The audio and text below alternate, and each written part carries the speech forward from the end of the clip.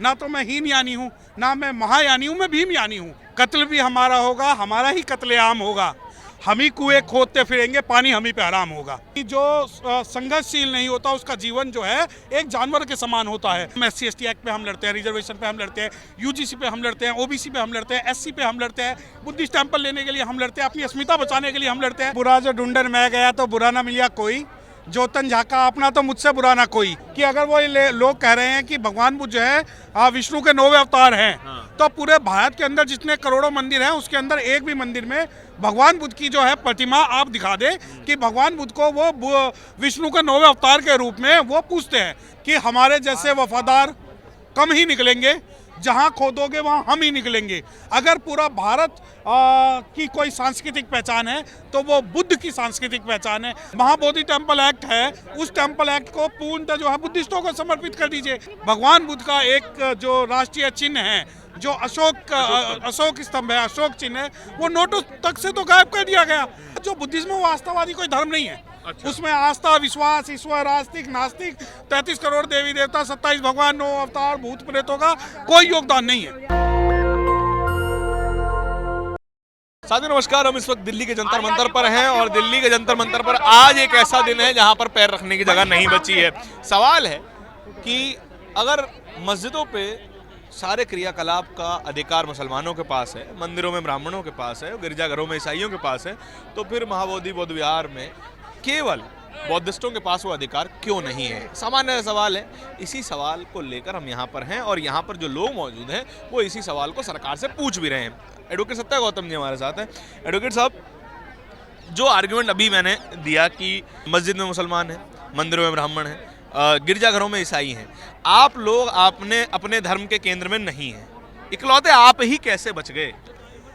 देखिए, बुरा जो ढूंढर मैं गया तो बुरा ना मिला कोई, जो तन झाका अपना तो मुझसे बुरा ना कोई।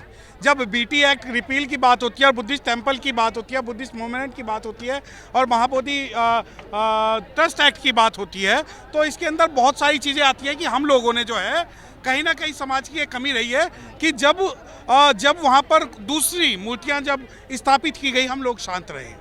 आज हम संविधान की बात करते हैं, हम SC/ST एक्ट की बात करते हैं, हम समाज को बदलने की बात करते हैं, परंतु जब हमारी संस्कृति और अस्मिता की बात हुई हम सभी लोग चुप रहे। आज मुझे ऐसा लगता है मेरे जीवन काल में पहली बार ऐसा है कि दिल्ली के अंदर, भारत का दिल दिल्ली, और दिल्ली का जो मेन एक जगह है जंतर मंतर के अंदर, ये पंचशील और बुद्धिस्ट लोग इकट्ठा हुए हैं।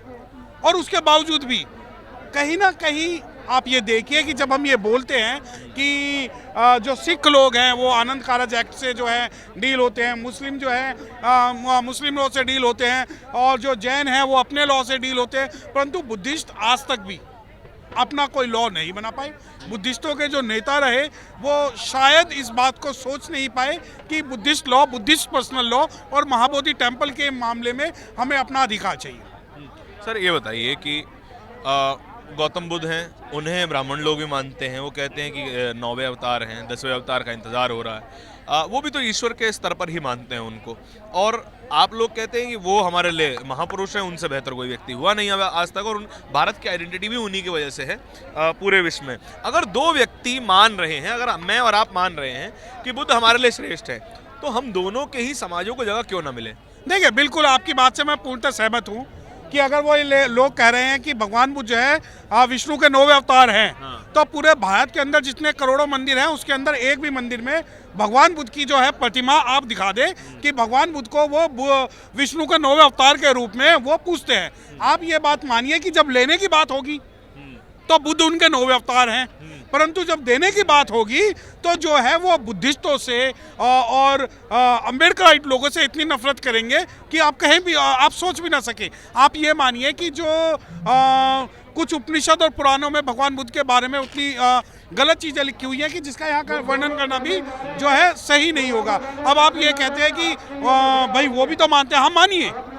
आप जब दुनिया के दूसरे देशों में जाते हैं तो वहाँ पे बुद्ध लेके जाते हैं और उन्हें कहते हैं कि बुद्ध के देश से आए हैं, बुद्ध की भूमि से आए हैं और ये देश बुद्ध का है, युद्ध का नहीं है। परंतु जब बुद्धिस्ट लोग लड़ाई करने आते हैं तो उनके ऊपर FIR दर्ज होती है, उनके ऊपर जो है उल्टे सीधे आरोप लगाए जाते हैं। और पूरे भारत में कि हमारे जैसे वफादार कम ही निकलेंगे, जहाँ खोदोगे वहाँ हम ही निकलेंगे।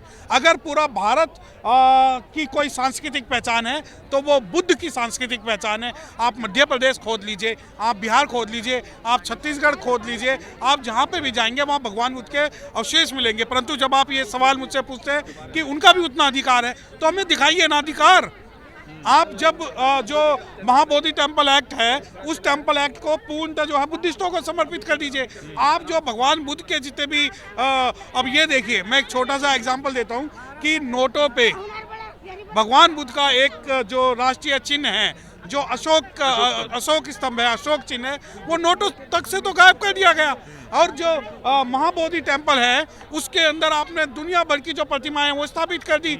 आप जब वहाँ दूसरे मंदिरों में जाते हैं तो वहाँ पे भगवान बुद्ध कम मिलते हैं और उनको पहचान मिटाने वाली जो चीज़ें वो ज़्यादा होती है।